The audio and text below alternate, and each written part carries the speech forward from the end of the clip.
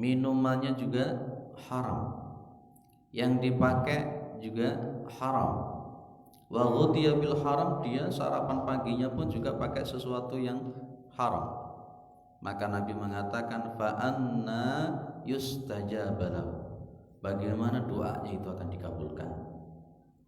Ini hadis yang sahih yang memberikan keterangan kepada kita bahwa orang yang makan barang yang haram itu doa tidak akan dikabulkan oleh Allah Subhanahu wa taala. Jadi kalau umpamanya kita itu berdoa kepada Allah kok tidak dikabul-kabulkan gitu ya, jangan salahkan siapa-siapa. Mungkin ada makanan yang kita masukkan, hadisnya jelas, innallaha tayyibun la yaqbalu illa tayyiban. Sesungguhnya Allah itu maha baik dan tidak akan menerima kecuali yang baik-baik. Maka makan yang halal itu oleh Allah didahulukan dengan amanu. Ya ayyuhalladzina amanu kulu min thayyibati ma razaqnakum washkuru lillahi in kuntum iyyahu ta'budun. Itu di juz yang kedua surat Al-Baqarah. Wahai orang-orang yang beriman, kulu min thayyibati ma razaqnakum. Dalam Al-Quran kalau disebutkan halal maka dia berarti thayyib. Kalau cuma disebutkan thayyib maka di situ juga halal. Tapi kalau disebut dua-duanya maka maknanya berbeda. Seperti ya ayuhan nasu kulu fil ardi, itu kan ada halalan thayyibah, ada halalan thayyibah. Kalau di juz yang kedua ada kalimat kulu min thayyibati ma razaqnakum. Yang dimaksud thayyibat itu ya termasuk yang halal, dan itu dihubungkan dengan keimanan. Sehingga orang beriman itu dia akan pasti peduli dengan apa yang dia masukkan ke dalam perutnya. Maka orang yang beriman itu pasti akan memilih dan memilah yang dimasukkan itu halal atau tidak. Karena konsekuensinya ya kalau kita suka makan barang yang haram, itu doa tidak akan dikabulkan oleh Allah. Di samping itu ada riwayat yang lain, Rasulullah Muhammad SAW juga mengatakan kullu lahmin, ya, kullu lahmin, setiap daging, nabata minal haram, yang tumbuh dari hal-hal yang haram, maka fannaru aulalahu, maka neraka itu lebih utama buat dia. Apakah ibadah itu juga ditolak oleh Allah ketika kita makan yang haram? Kita beribadah umrah tapi uangnya dari hasil korupsi, jelas ditolak oleh Allah. Jenengan sholat tapi kopiah bajunya dari hasil yang haram, Allah tidak akan mau menerima. Itu konsekuensinya kalau kita makan yang haram. Allah itu tidak ridho. Allah itu tidak ridho kalau barang yang haram itu dimakan, apalagi itu miliknya orang lain. Gitu ya. Baik, itu adab yang paling harus kita perhatikan sebelum masuk adab-adab berikutnya. Baik, kita langsung masuk. Kalau sudah memang konteksnya halal, jelas halal yang kita makan, maka kita masuk yang pertama. At-tasmiyatu fi awwalihi. Kalau kita makan itu membaca basmalah di awalnya. Ini mohon maaf sering kita lupa maca bismillah.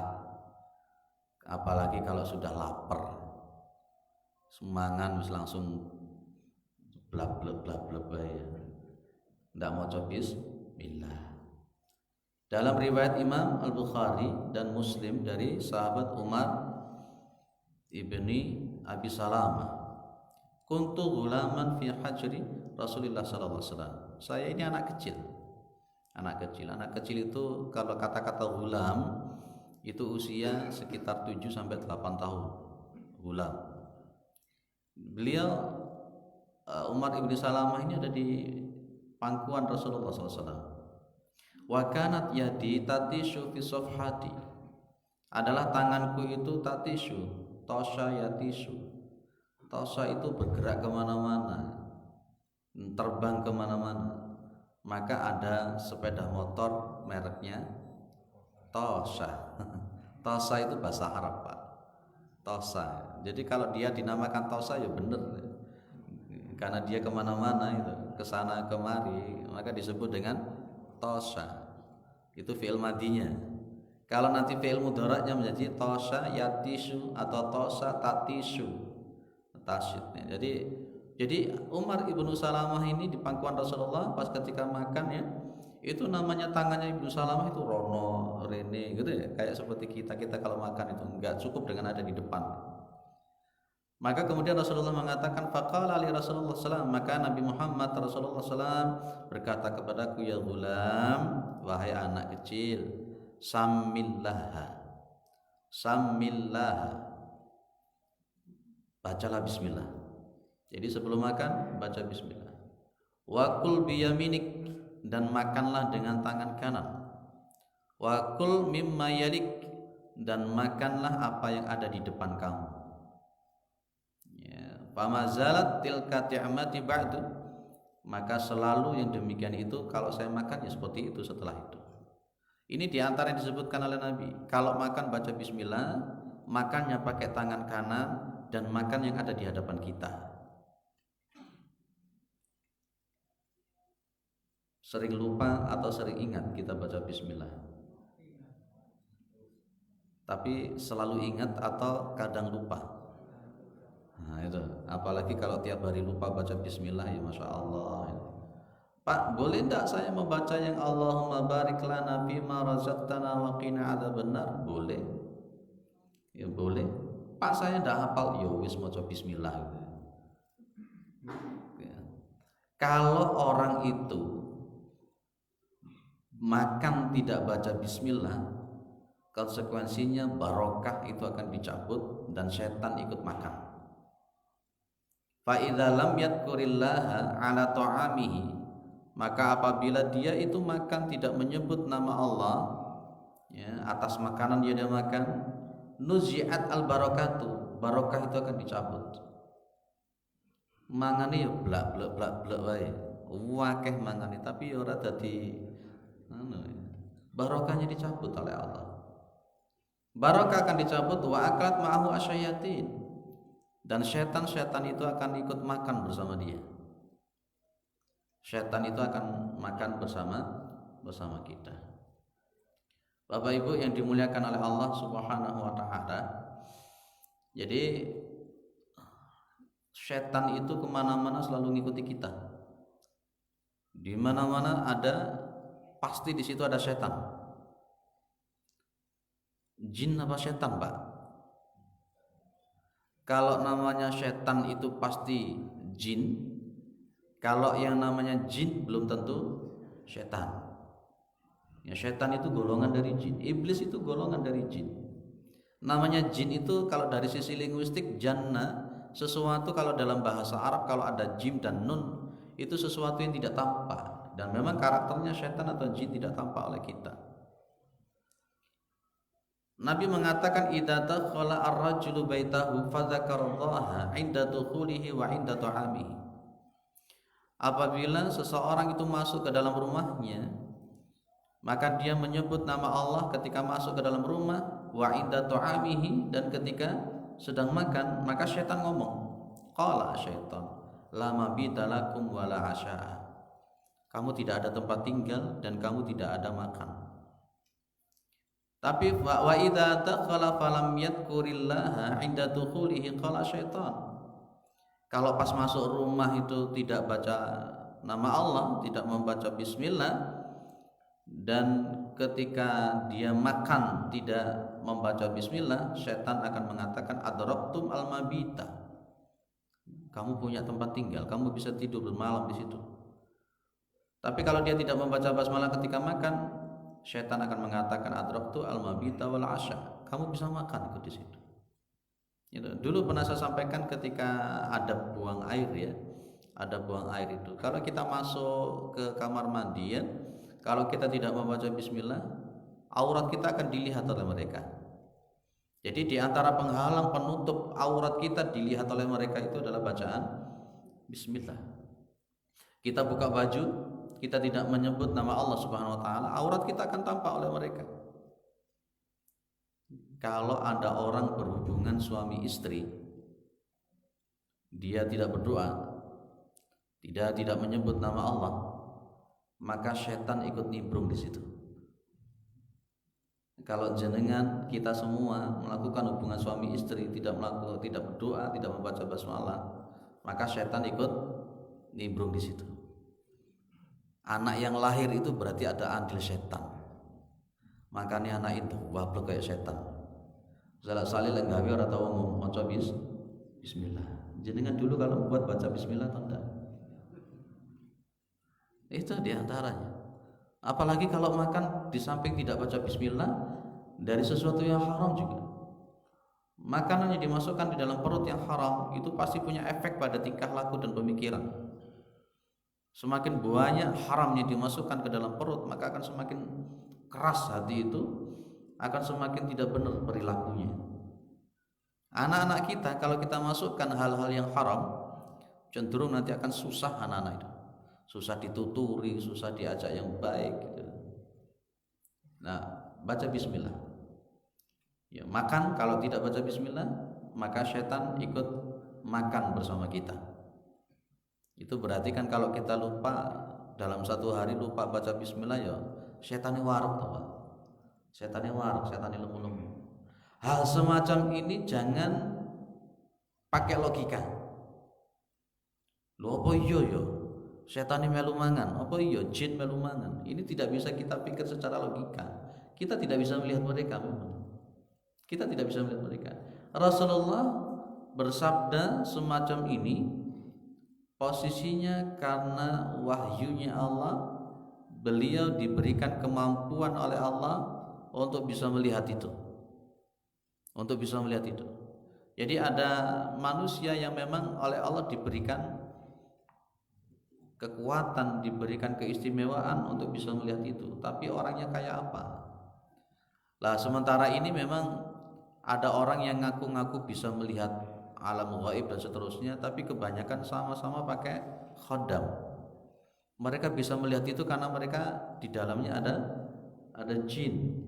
Makanya saya katakan orang indigo itu penyakit. Indigo itu penyakit. Indigo itu harus dihilangkan. Orang-orang yang ngaku-ngaku bisa melihat jin dan seterusnya itu perlu dipertanyakan. Perlu dipertanyakan. Dan rata-rata mereka bisa melihat itu karena karena di dalamnya ada itu. Coba diruqyah, coba diajak baca zikir pagi dan sore. Ada jamaah kita anaknya itu indigo. Ya kasihan juga ada orang indigo itu, selalu ngelihat, mau tidur ngelihat, mau apa lihat. Ya, mau hubungan suami istri ngelihat kan gitu. Itu penyakit sebenarnya. Dan justru yang normal itu adalah kita tidak bisa melihat mereka. Yang normal itu justru kita tidak bisa melihat mereka. Itu yang normal. Dan Nabi Muhammad itu melihat semacam ini juga beliau tidak bersifat permanen, temporer beliau. Tidak selalu melihat tiap hari. Ya, jadi kalau ada orang sekarang ngaku-ngaku bisa melihat seperti itu perlu dipertanyakan. Bahkan Imam Syafi'i mengatakan kalau memang dia ada orang mengaku bisa melihat begitu itu hukumnya sudah kufur. Hukumnya sudah kufur. Jadi indigo itu halu. Apa halu? Dipermainkan oleh mereka dengan melalui akal kita. Baik ya. Jadi semacam ini tidak bisa kita logika. Apa benar toh Pak setan ini melu mangan? Itu Rasulullah yang memberikan kabar. Itu wa ma yantiqu 'anil hawa in huwa illa wahyu yuha. Jadi apa yang diucapkan oleh Rasulullah sallallahu alaihi wasallam itu apa namanya? Rasulullah sallallahu alaihi wasallam itu kalau berbicara pasti sesuai dengan wahyunya Allah Subhanahu wa taala. Ini hadis sama konteksnya tentang masalah membaca basmalah orang-orang Arabi. Jadi inna syaitana yastahillu at-ta'ama alla yuzkara smullahi alaihi. Sesungguhnya setan itu yastahillu at-ta'am. Jadi dia bisa mendapatkan makanan yang makanan itu tidak disebutkan nama Allah Subhanahu wa taala. Itu setan. Kalau umpamanya kita itu lupa, ketika makan membaca basmalahnya itu lupa, Fa idza nasiya ayusamma fi awwalil aqli falyaqul bismillahi awwalahu wa akhirahu. Wis kadung ngemplok ternyata wis separuh ket eling, iya aku man durung maca bismillah, saya tadi belum baca bismillah.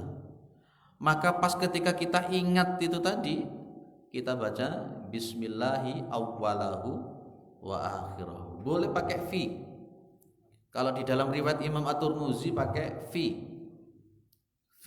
Jadi bismillahi fi awwalihi wa akhirihi. Kalau memakai fi itu di kasrah. Kalau tidak memakai fi itu di fathah. Boleh memakai bismillahi awwalahu wa akhirahu. Kalau pakai fi menjadi bismillahi fi awwalihi wa akhirihi.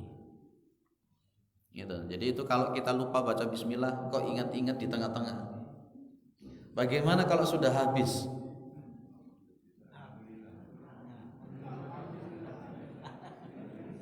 Segone wis entek, piringe wis resik kait eling. Oh iya, aku mah durung maca bismillah, piye, Pak?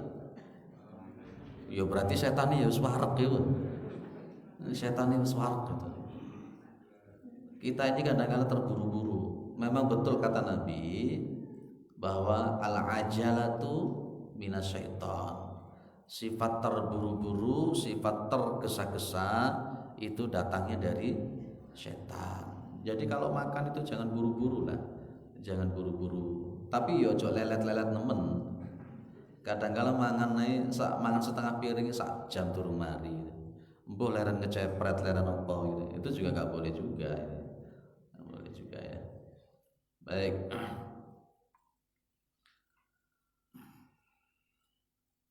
Kalau dibacakan bismillah itu fa insyaallah berkah. Fa insyaallah berkah. Meskipun dia itu makannya cuma sedikit. Yaqulu ta'aman, kana Nabi sallallahu alaihi wasallam yaqulu ta'aman fi sittatin min ashabi. Rasulullah itu kalau makan suka bareng-bareng loh, Pak. Suka bareng-bareng dengan sahabatnya. Itu tawadhunya Nabi. Nabi itu kan kepala negara ya, Pak ya. Nabi itu seorang nabi, seorang rasul. Di sini yaqulu ta'aman fi sittatin min ashabi. Dengan 6 sahabat beliau makan, masyaallah. Tiba-tiba datang faja'a arabiyyun fa'akalahu.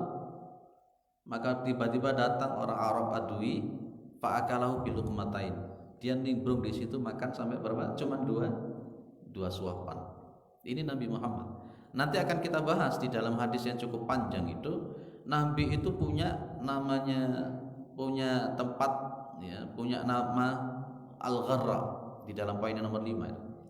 Nabi itu punya nampan semacam piring yang gede, itu namanya Al-Gharra. Al-Gharra.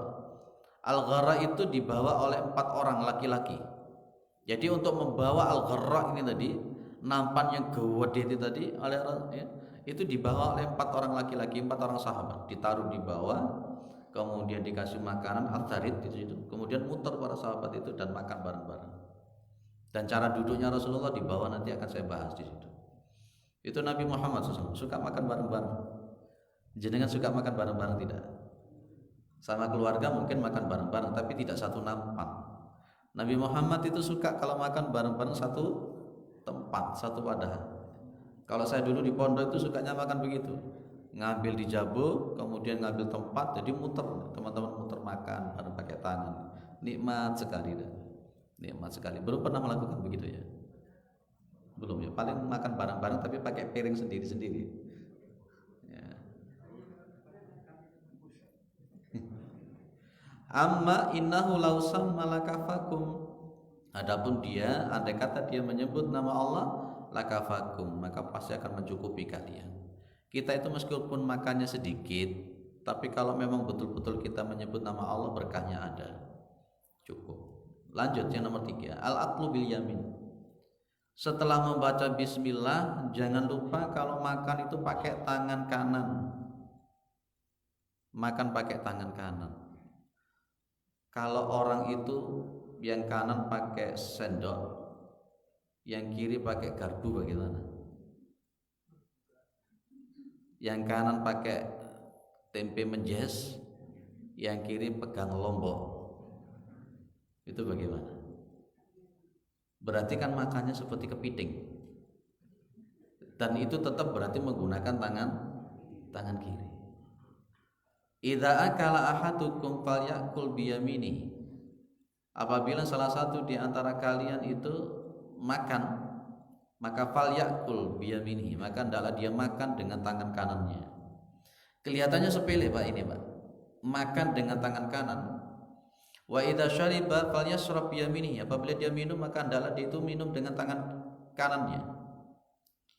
Fa inna syaitana ya'kulu bishimalihi wa yashrabu bishimalihi. Maka sesungguhnya syaitan itu makan dengan tangan kirinya dan minum dengan tangan kirinya, itu syaitan. Lagi-lagi semacam ini jangan pakai logika. Apa Nabi roh ya? Nabi tahu, Nabi diberitahu oleh Allah Subhanahu wa taala. Syaitan itu suka makan pakai tangan kiri, minumnya pakai tangan kiri. Kalau kita makan pakai tangan kiri berarti seperti syaitan. Pak, orang itu kidal Pak, mulai kecil kidal. Bagaimana dia itu selalu pakai tangan kiri? Sebenarnya bisa dilatih loh itu. Murid saya itu kidal mulai kecil, nulis itu pakai tangan kiri tidak bisa. Tapi dia terus paksa kalau makan pakai tangan kanan. Saya bilang, kamu makan pakai tangan apa? Pakai tangan kanan. Minum pakai tangan kanan. Kalau BAB pakai tangan kiri. Ternyata bisa, itu kan cuma permainan otak kanan dan otak kiri saja. Ada teman saya itu mulai kecil juga kidal. Jadi kalau makan itu tangan kirinya diikat. Tangan kirinya diikat supaya tidak makan pakai tangan kiri. Dan bisa itu sampai hari ini normal tangan kanannya itu. Pak RT saya tangan kanannya putus, putus. Akhirnya harus terpaksa menggunakan tangan kiri, ya sepeda motor semuanya. Ternyata juga bisa ketika dipaksa. Jangan pakai alasan kidal. Itu biasanya masih kecil gitu karena orang tuanya tidak melarang anaknya pakai tangan kiri, dibiarkan saja. Kayak seperti saudara saya itu anaknya sukanya pakai tangan kiri, tak bilangin dibiasakan pakai tangan kanan. Alasannya ono. Akhirnya ya sampai gede malah ngono malian. Itu sebenarnya pembiasaan mulai kecil. Setan itu makan pakai tangan kiri, minum pakai tangan kiri. Upayakan betul kiri itu gak ada bagian untuk kita makan ataupun minum. Kita makan tangan kanan kotor pakai tangan, mau minum memegang gelas kotor. Akhirnya kemudian tangan kirinya memegang, kemudian tangan kanannya nyurung dari bawah. Ini termasuk kiri apa kanan?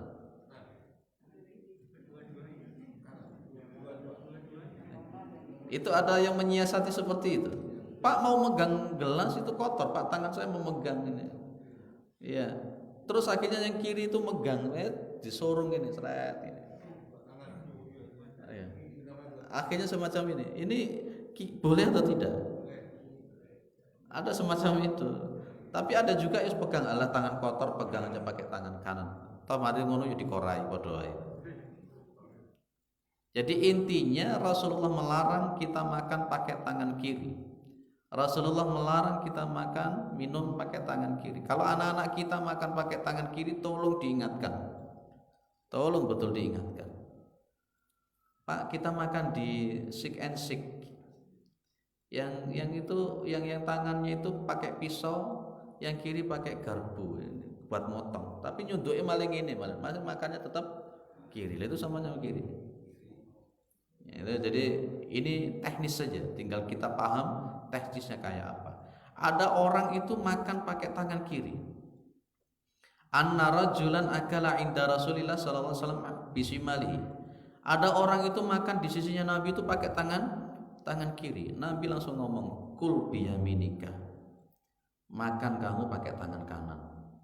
Dia ngomong, qala la astati. Saya tidak bisa makan pakai tangan kanan.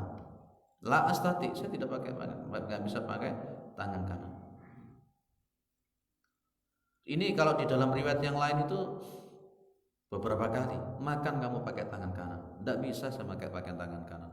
Dia menolaknya memakai tangan kanan itu, qala lastata'ta ma mana'ahu ilal kibru. Dia itu menolak untuk memakai tangan kanan karena kesombongan itu.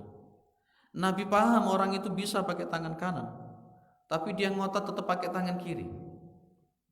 Ya ngotot, saya kayak seperti di video itu viral itu, siapa Abu Janda juga waduh pakai tangan kiri, tambah ditunjukkan pakai tangan kiri begitu. Ini kesombongan. Nah, ketika dia menolak memakai tangan kanan di hadapan Nabi, maka apa? Fama rafa'ah ila fihi. Orang ini akhirnya sampai dia mati tidak bisa mengangkat tangan kanannya ke mulutnya. Apa dalam bahasa orang Jawa itu? Kualat ya. Kualat. Ngeyel nang Kanjeng Nabi. Makan pakai tangan kanan, tidak bisa saya. Makan pakai tangan, tidak bisa saya. Padahal bisa, tapi mengatakan tidak bisa.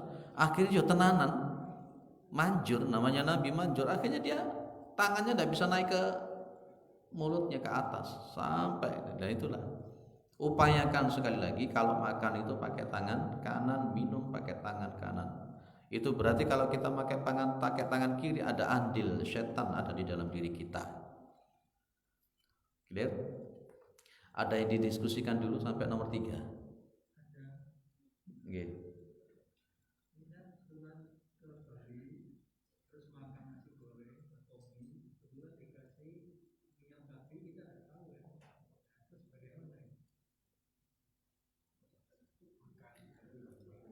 Tidak tahu, memang betul-betul tidak tahu kan?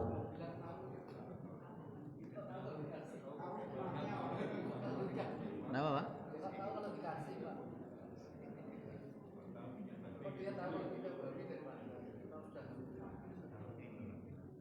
Jenengan tahunya kalau di situ ada minyak babi dari mana? Oh, gitu. Baik. Jadi berkenaan dengan masalah makanan itu kita memang harus berhati-hati. Jadi kalau memang ada berita-berita semacam itu kita memang perlu tabayunkan. Di antara tabayun itu kan tabayun itu tidak harus bertanya sama orang yang jual. Nah, kalau tanya kepada orang jual pasti dia jawab tidak. Pasti ada indikasi-indikasi kalau di situ ada itu, pasti itu. Kalau memang ada indikasi semacam itu, lebih baik kita tidak. Atau untuk lebih berhati-hati, kita jauhi semacam itu. Ya, kita jauhi semacam itu. Kalau memang betul-betul tidak tahu, kayak semacam ini, kita beli ayam ke pasar, jenengan kan tidak ada tahu ya. Iku menyembelihnya itu pakai baca Bismillah atau enggak? Ayam potong itu loh. Beli kan tidak ada yang tahu itu mau coba Bismillah. Kadang-kadang ning kandang itu kadang boleh ya kayak ngono gitu. Ya saya kebetulan juga penjual ayam juga gitu. Ya, kebetulan saya kalau jual ayam itu tidak posisi mati, enggak, masih hidup, tak kon milih dewe. Tak suruh milih dewe. Di masjid gak boleh ngomong. Jadi kita ke apa namanya? Ke pasar, kemudian kita tidak tahu itu menyembelihnya pakai Bismillah atau tidak. Sudah Bismillah, kita beli pas ketika kita mau makan baca Bismillah, halal itu karena kita memang posisinya tidak tahu. Tapi kalau kita sudah tahu, entah melalui pendengaran, entah mulai apa, bahwa itu memang pakainya itu, pakai itu, jangan dimakan itu ya. Okay. Apa? Makannya pakai tangan apa namanya? Tidak pakai sendok. Ya, nanti akan saya bahas di sini tentang masalah bagaimana kalau Rasulullah menyuruh kita falyal'aq asabi'ahu untuk jilati tangan. Nanti akan saya bahas di nomor 10. Nomor 10 nanti biar tidak lompat-lompat. Nggih, Pak.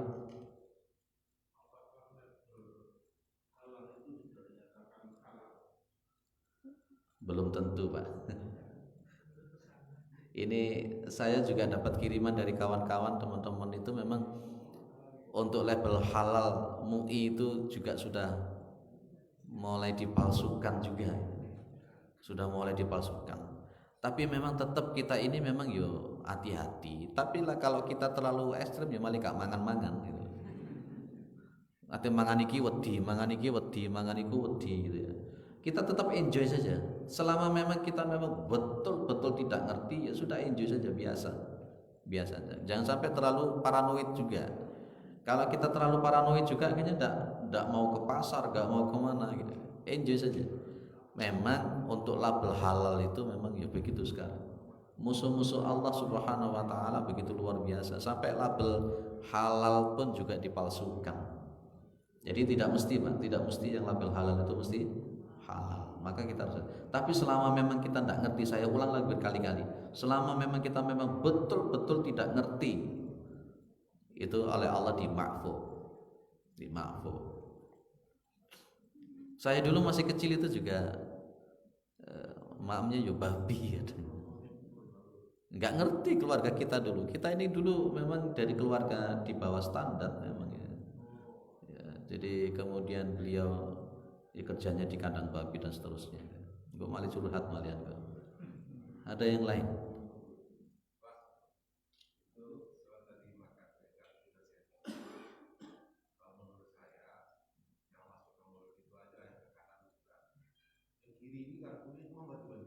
Oh ya, cuman membantu saja. Oh, yang kanan masuk. Oke, itu teknis. Jadi memang yang kiri itu cuman sebagai bantu saja. Yang kanan untuk ya sebenarnya yang makan hanya yang kanan. Yang monggo seperti itu teknis saja. Oke. Iya, gini Ustaz. Kita kan hati-hati kalau makan dan minum. Tapi terkadang bisa jadi apa yang kita makan itu tidak halal. Mungkin bisa jadi ada babinya yang kita tidak tahu, atau mungkin kita diberi kemudian sesuatu yang kita makan itu ternyata hasilnya juga atau dari sesuatu yang haram. Batasannya ketika doa tidak diterima itu sampai kapan? Ketika kita makan kemudian ada yang haram, sementara berikutnya kita tetap halal makannya. Itu apa batasan ketika doa tidak diterima, Pak? Ketika makan gitu, kemudian besoknya kita halal, kemudian doa kita akan dikabul. Baik. Kalau di dalam hadis itu tadi adalah posisi kondisi dia itu pas meminta itu kan. Di situ kan mat'amu haram. Jadi pas ketika dia ada di padang pasir itu, dia itu minta kepada Allah, minta itu. Tapi pas ketika dia pada hari itu dia itu makannya haram. Bahkan di situ disebut dengan waghudiya bil haram. Dia sarapan paginya pakai sesuatu yang haram pada hari itu dia. Pada hari itu. Besoknya makan haram lagi ya, dan tidak akan terima oleh Allah. Ya, besoknya lagi makan haram lagi, tidak akan terima oleh Allah. Sekarang makan haram, tobat dia. Tobat. Besoknya terus halal. Itu nanti ya posisinya halal itu. Jadi batasannya di situ. Tapi masalahnya kita kira ini makan barang yang haram itu setiap hari ataukah cuma satu hari itu. Tapi patokannya, batasannya itu orang makan haram secara dia ngerti kalau dia makan haram. Ya, itu.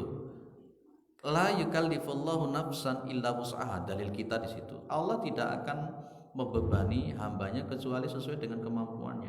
Orang yang memang betul-betul tidak ngerti kalau itu haram, itu ma'fuun anhu, diangkat oleh Allah Subhanahu wa taala dosa. Tidak ada dosa. Kalau memang dia betul-betul. Lah, kalau dia itu ngerti yang dimakan itu haram, yang dimakan itu tidak halal, dia makan tetap itu, yaitu konsekuensinya. Allah tidak akan menerima doanya. Itu batasannya di situ. Ya, maka hati-hati makan yang haram. Sampai ada orang yang terlalu ekstrim di Batu itu, di Jamaah Batu, sampai mengharamkan pegawai negeri. Iya, dia mengharamkan pegawai negeri karena dia berpikir gaji pegawai negeri itu sumbernya itu macam-macam begitu. Macam-macam. Ini kebetulan yang bertanya juga pegawai negeri. Itu sampai segitunya mereka itu, saking ekstrimnya berkenan dengan itu. Tapi kemudian para ulama memberikan fatwa, termasuk kibarul ulama di Arab Saudi itu, gaji pegawai negeri itu halal karena kita tidak ngerti mana sih yang diberikan ke kita itu yang mana? Kan memang betul pajak, ada pajak lokalisasi, pajak minuman keras, pajak macam-macam dikumpulkan. Tapi kita kan tidak tahu yang diberikan kita itu yang mana, pajak yang mana. Maka di situ dihukumi sesuatu yang mubah dan halal. Kayak seperti kita tadi itu pergi ke pasar, tidak ngerti disembelihkan baca bismillah atau tidak, nggak tahu. Maka dikembalikan pada baroah asliyahnya begitu. Gitu Pak. Jadi batasannya semacam itu. Nggih.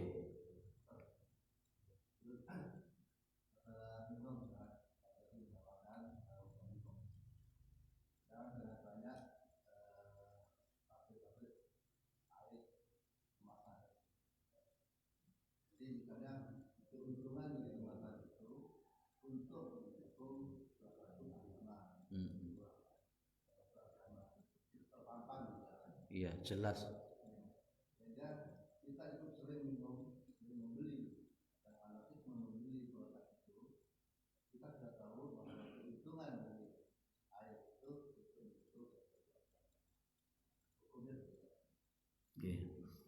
Itu di daerah Jawa Barat. Di daerah Jawa Barat itu dipampang betul memang. Dan itu bukan menjadi rahasia umum bahwa memang keuntungannya untuk zending misionaris. Zending misionaris, kita paham yang namanya zending misionaris itu adalah untuk ya pemurtatan dan seterusnya. Kalau memang kita betul-betul tahu instansinya yang di situ, katakanlah kita hidup di Bandung, di situ ada pabrik, tidak saya sebutkan namanya ya, kita paham lah itu mana itu, mereknya apa kita paham itu. Kita tahu betul kalau di situ itu kita ngerti betul ada pampang nanti keuntungannya, profitnya macam-macam akan digunakan untuk itu.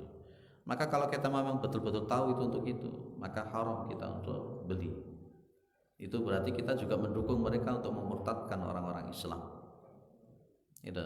Jadi kalau dalam bahasa semacam ini kita mengupayakan termasuk minuman kemasan itu kita cari dari orang Islam. Kalau saya begitu Pak. Kalau memang di sini ada memang dari mereka, ini dari orang Islam, dan dari orang Islam itu memang memenuhi standar, dan ternyata ini juga profitnya untuk masjid, untuk orang Islam, maka kita memilih yang dari Islam. Ya, kita kan juga punya ada Kimas, Kijame, apa lagi banyak kan ya, itu santri macam-macam, ini kan masih banyak daripada kita mengambil mereka. Dan memang itu, dan kawan-kawan kita betul-betul mengerti semacam itu lah, ngapain juga kita mengambil dari mereka, wong itu profitnya, keuntungannya untuk seperti itu. Kita ambil saja yang dari muslim, santri, kijame, kimas, buahnya kok itu ya Pak ya. Jangan pakai yang memang nyata-nyata untuk mendukung itu. Tapi kadang-kala kita banyak yang tidak tahu. Kalau di Malang itu kira-kira digunakan untuk itu juga atau tidak? Untuk yang di Malang itu juga keuntungannya untuk itu juga atau tidak? Kalau memang kita paham itu untuk juga seperti itu, ya kita tidak pakai. Ya, itu. Saya tidak menyebut nama, jenengan yang paham itu. Nggih. Lanjutkan ya. Baik, saya lanjutkan di poin nomor 4. Al-aqlu minal janibi alladhi yalihi. Ini yang hadis yang sudah saya baca tadi. Al-aqlu minal janibi, makan dari sisi alladhi yalihi, yang ada di depannya dia. Di meja makanan itu ada di depan kita. Itu yang kita makan. Ojo sampai ngerekes nang hadapannya orang lain. Sekarang ini disiasati, memang Pak tempatnya tidak cukup, mendole di ngarepe awake dhewe, tapi iwak pitike di ngarepe wong. Kepingin iwak pitik, piye carane? Padahal Nabi itu menyuruh kita ngambilnya di depan kita.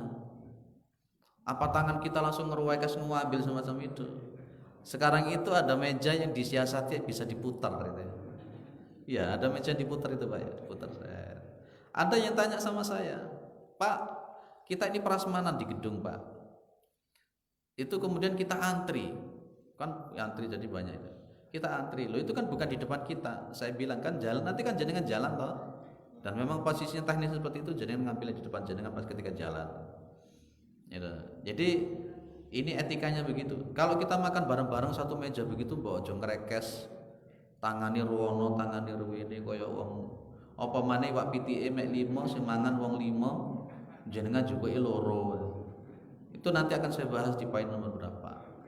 Etikanya di depan jenengan itu yang dimakan.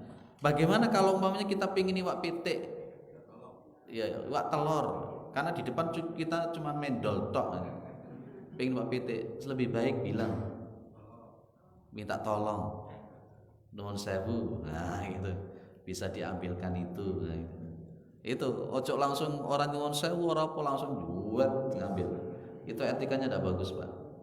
Etikanya tidak bagus. Orang Islam itu tidak semacam itu. Ya, orang Islam sebetulnya. Apa?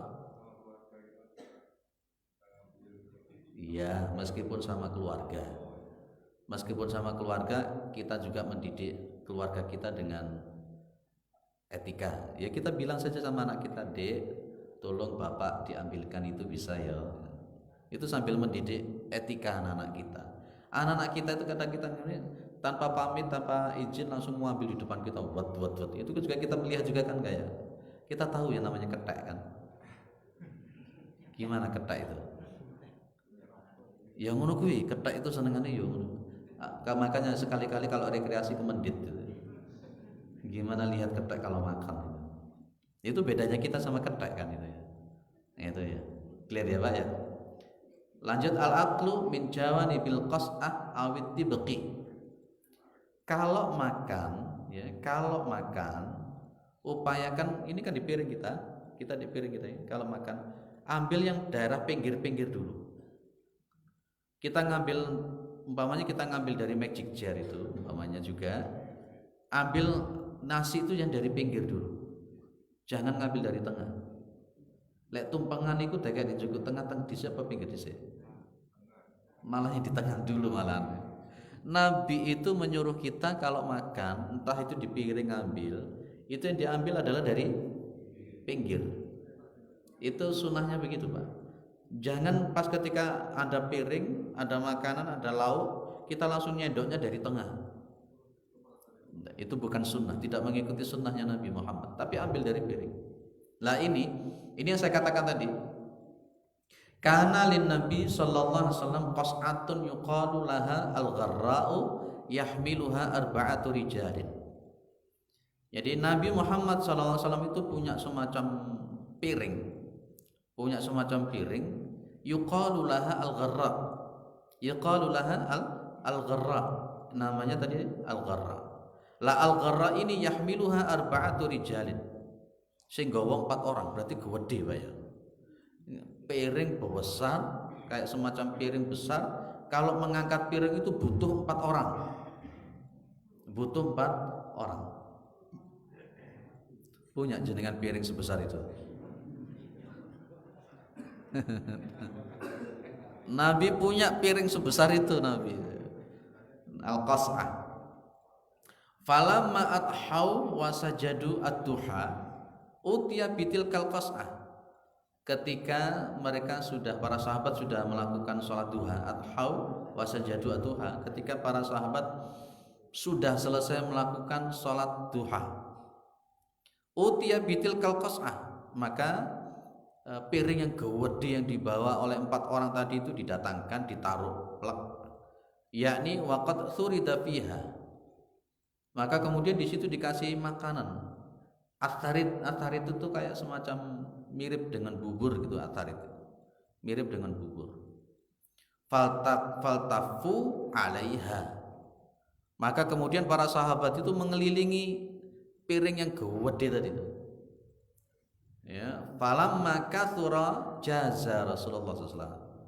Ketika para sahabat yang mengelilingi piring gede itu sudah banyak, jatha Rasulullah SAW. Nabi kemudian duduk berlutut. Nabi itu kalau makan suka piring ditaruh di bawah. Tidak pernah ada riwayat Nabi Muhammad itu kalau makan piringnya itu dipegang pakai tangan begitu. Dan Rasulullah kalau makan itu suka bareng-bareng seperti ini. Biyen orang Jawa itu bilang lek mangan mbok aja ditompo ngono ya. Dulu begitu ya orang Jawa begitu ya. Apa karena terinspirasi dengan hadis ini ya? Nabi Muhammad itu kalau makan piring ditaruh. Nabi dan suka makan bareng-bareng, dan Rasulullah kalau makan suka makan pakai jari, terutama jari yang 3. Dan itu saya pernah membaca artikel bahwa ternyata di 3 jari itu ada enzim yang berlebih daripada enzim yang lain untuk mengantar daripada bakteri-bakteri itu. Itu di artikel begitu. Duduk berlutut Nabi itu. Cara duduknya berlutut, pernah tahu jenengan cara duduknya berlututnya Nabi kalau makan? Cara berlututnya Nabi itu diantaranya kaki yang kiri itu didudui. Kaki yang kiri didudui, kemudian kaki yang kanan itu berdiri. Ya apa caranya ya? Lah nggih kayak jenengan itu. Nah gitu, nggih. Berlututnya Nabi seperti itu.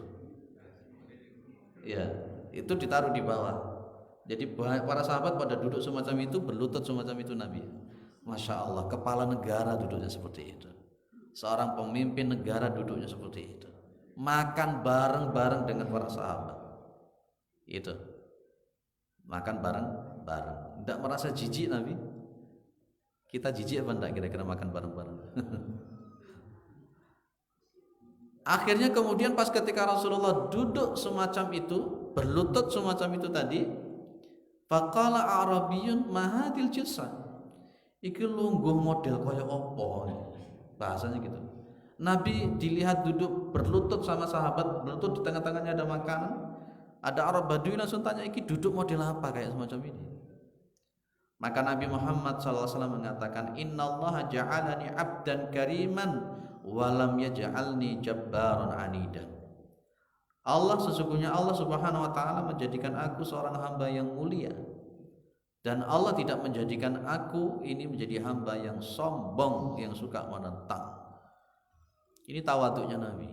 Makan bareng-bareng, ditaruh piringnya ditaruh di bawah, makan pakai tangan, ya berlutut. Masya Allah, indah sekali. Dulu kita di pondok itu sampai hari ini saya tidak pernah lupa dengan semacam itu. Ambil ngomong-ngomong, guyon, ditaruh itu. Akhirnya juga melatih, Pak. Melatih apa? Melatih gak geragas. Melatih gak geragas gimana? Kita ngate ngambil aki-aki sungkan kancane. Kate mangan ngene, kancaku durung ngintuk rek, mosok aku kate njupuk meneh. Melatih empati, simpati itu dengan seperti itu. Baik. Kemudian Nabi mengatakan, "Tsumma qala Rasulullah SAW, kulu minin hawa laiha wada'u dirwataha yubarak fiha." Ya, makanlah dari tepi-tepi piring itu, tinggalkan yang tengah-tengah dulu. Yubarak fiha, kamu akan diberikan berkah di dalam. Jadi kalau makan etikanya ngambil yang pinggir-pinggir dulu, Pak. Pinggir-pinggir dulu baru habis. Jangan langsung ngambil dari tengah. Baik ngambil dari mixer atau apa atau piring, jangan ngambil langsung dari tengah. Makanya saya pun bertanya-tanya, gimana kalau tumpengan itu malah justru diambil malah yang tengah dulu. Kadang-kala diberikan kepada orang yang dianggap mulia atau apa, dijupuk tengah. Ayo sing tuwek dijupuk tengah dhisik. Sing pinggir-pinggir durung dijupuk. Maka yang benar yang dipanggil adalah yang pinggir-pinggir dulu. Clear ya, saya kira cukup ya. Sampai nomor 5. Ya, mudah-mudahan ini bisa diamalkan. Ini kan keseharian kita ya. Mau satu hari kita makannya sampai 3 kali, 4 kali, 5 kali, 6 kali. Mosok lali, maca bismillah lali.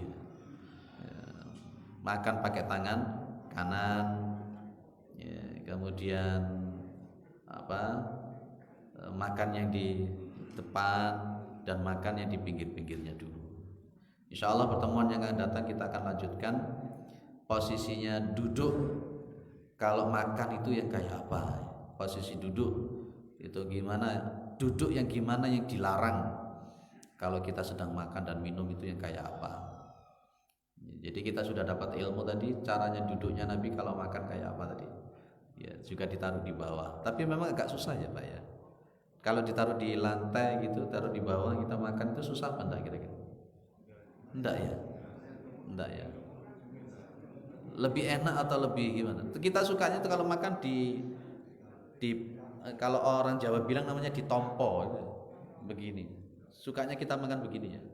Tapi kalau Nabi itu kalau makan suka ditaruh di bawah Nabi. Coba aja nanti dipraktekkan di rumah. Kira-kira susah apa tidak? Baik, subhanakallahumma wa bihamdika asyhadu an la ilaha illa anta astaghfiruka wa atubu ilaik. Assalamualaikum warahmatullahi wabarakatuh.